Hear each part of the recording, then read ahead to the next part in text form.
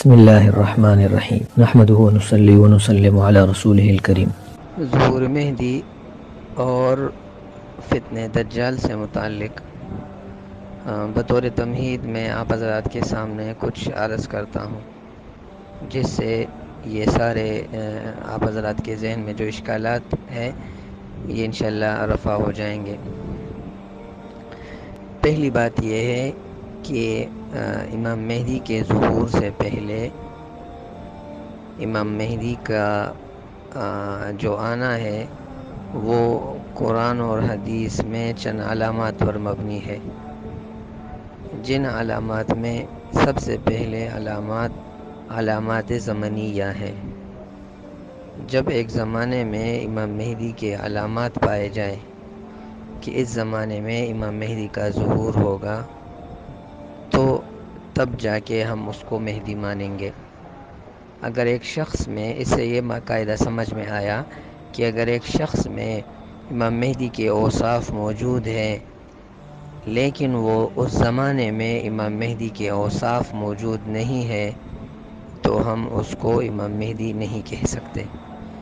اور اگر اسلامی حکومت ہو اور وہ کوئی شخص امام مہدی کا دعویٰ کرے جبکہ یا کوئی دوسرے لوگ اس کے بارے میں کہے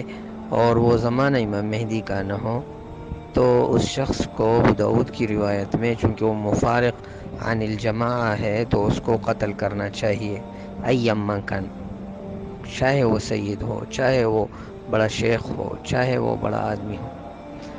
لیکن چونکہ وہ خروج عن الامام کر رہا ہے تو اس کو قتل کرنا چاہیے۔ پہلی بات یہ ہے۔ دوسری بات یہ ہے کہ امام مہدی کا زمانہ بھی پایا جائے اور لیکن امام مہدی کا جو مکان ہے اس مکان کے بارے میں معلوم نہ ہو، وہ مکان، اس میں مکانی صفات نہ ہو کہ وہ کہاں پیدا ہوا ہے، کہاں وہ پلا بڑا ہے، کہاں اس نے سفر کیا ہے، کہاں اس کی اصل نسب ہے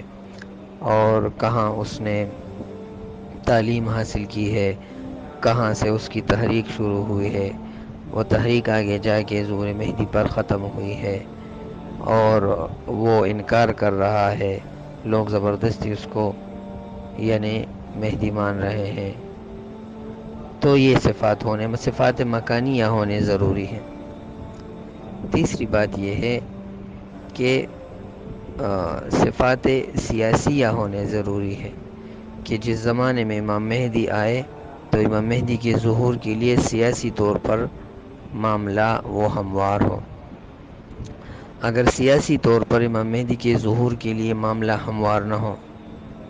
اور اس زمانے میں اگرچہ زمانی علامات، اگرچہ مکانی علامات ہو تو اس شخص کو ہم امام مہدی نہیں کہہ سکتے۔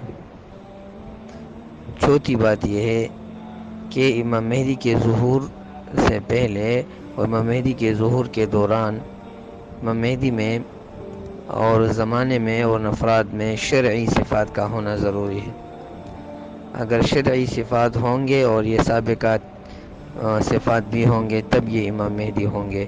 اگر شرعی صفات نہیں ہوں گے اور سابقہ صفات میں سے کوئی ایک نہیں ہوگا یا وہ ہوں لیکن شرعی طریقہ کار کے مطابق یعنی شرعی طور پر خلیفہ کے انتخاب کے لیے جو طریقہ ہے وہ پورا نہ ہو تو اس کو مہدی نہیں کہا جا سکتا۔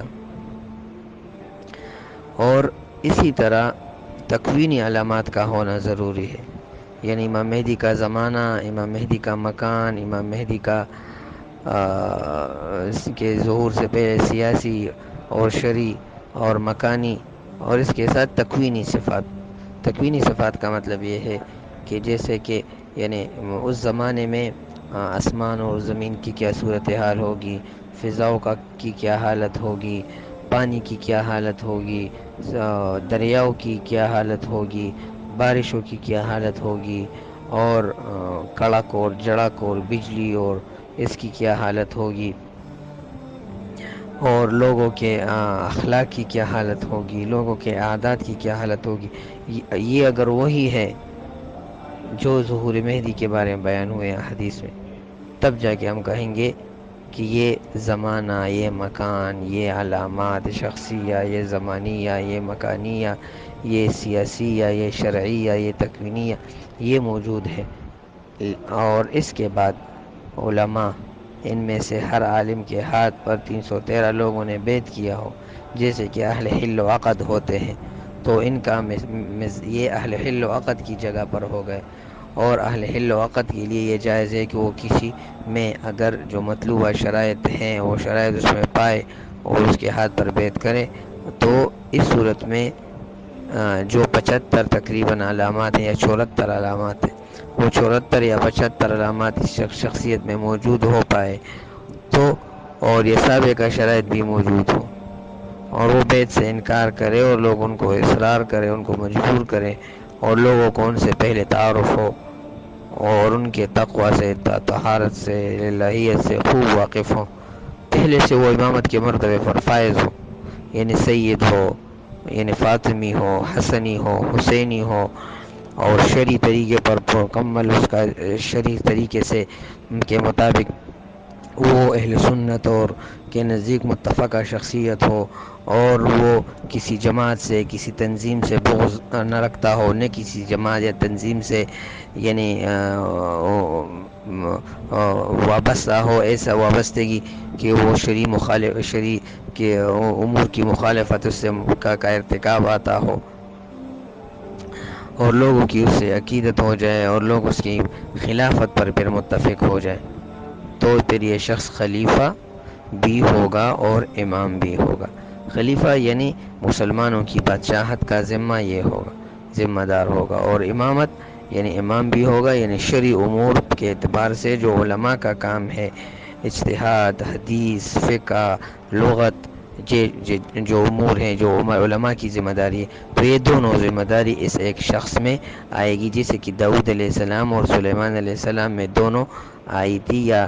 موسیٰ علیہ السلام اور ہارون علیہ السلام میں دونوں آئی تھی، اور بعض انبیاء میں ایک تھی، جیسے کہ طالوت کے زمانے میں طالوت بادشاہ تھا اور جو امام تھا، جو پیغمبر تھا وہ امام تھا، تو یہ دونوں امام بھی ہوگا اور خلیفہ بھی ہوگا، اور یہ مسلمانوں کو اکٹھا کریں گے، یعنی مسلمانوں میں جو مفاہیم کے اعتبار سے، تصورات کے اعتبار سے مسلمانوں میں جو بے اعتدالیہ رواج پا کر وہ ناانصافیوں کی طرف بڑھی، اور پھر ناانصافیوں سے ظلم کی طرف بڑھی، اور ظلم سے پھر قتل عام اور خون ریزی، اور صرف اللہ کہنے پر جو کوئی اسلام لائے گا، اللہ اللہ کہے گا تو اس کو قتل کیا جائے گا، اس پر منتج ہو جائے، اس پر ختم ہو جائے، پوری دنیا ظلم سے بھر جائے، اور یہ آ کے اس کو عدل اور انصاف سے بھر دے، تو یہ مہدی ہوگا، جس کے زمانے میں روم فتح ہو جائے، یعنی یورپ ختم ہو جائے، جس کے زمانے میں اسلام کا جھنڈا وہ گڑ جائے، جس کے زمانے میں دجال آ جائے، جس کے زمانے میں دجال کے خاتمے کے لیے حضرت عیسیٰ علیہ السلام کا ظہور ہو۔ تو یہ 5 جو چھٹی علامات ہے، علامات زمانیہ، مکانیہ، سیاسیہ، شرعیہ، تکوینیہ، شخصیہ، اس کے بعد جو امام مہدی کے زمانے کے بعد کے صفات ہے، یعنی وہ عدل و انصاف سے کام کرے، تو چاہے وہ نیک بادشاہ ہو لیکن وہ خلیفہ نہ ہو، وہ امام نہ ہو، وہ نیک بادشاہ ہو تو وہ انصاف نہیں کر سکتا، وہ مسلمانوں کے درمیان مال کو برابر تقسیم نہیں کر سکتا، اس کے زمانے میں آسمان اپنے خزانے نہیں بیچ سکتا، زمین اپنے خزانے نہیں نکال سکتا، اس کے زمانے میں ایک پیغمبر آسمان سے نہیں اتر سکتا، کیونکہ اس کا باطن وہ روحانیت کے اعلیٰ مراتب پر فائز نہیں ہے، لہٰذا ہم اس کو اگر نیک خلیفہ کہے بھی، نیک بادشاہ کہے بھی، تو اس کو امام نہیں کہہ سکتے، کیونکہ امامت کا مرتبہ اہل سنت الجماعت کے نزدیک ایسا مرتبہ ہے کہ کوئی، یعنی جیسے کہ ہم امام ابو حنیفہ کو کہتے ہیں، امام شافعی کو کہتے ہیں، امام مالک اور دیگر حضرات کو، لیکن امام مہدی ان سارے ائمہ کے ساتھ یہ، یعنی ان سارے کے جو اوصاف ہے وہ ایک شخصیت میں جمع ہوں گے، ایک شخصیت میں وہ یعنی موجود ہوں گے۔ تو میرے کلام کا حاصل یہ ہے کہ کوئی شخص وہ اس طرح نہیں ہو سکتا، جس میں یہ ساری باتیں جو حدیث میں بیان ہوئی ہیں، مغیبات کی جو باتیں بیان ہوئی، نبی اسلام نے جو غیب کی باتیں بیان کی ہیں، جو صحیح اور ضعیف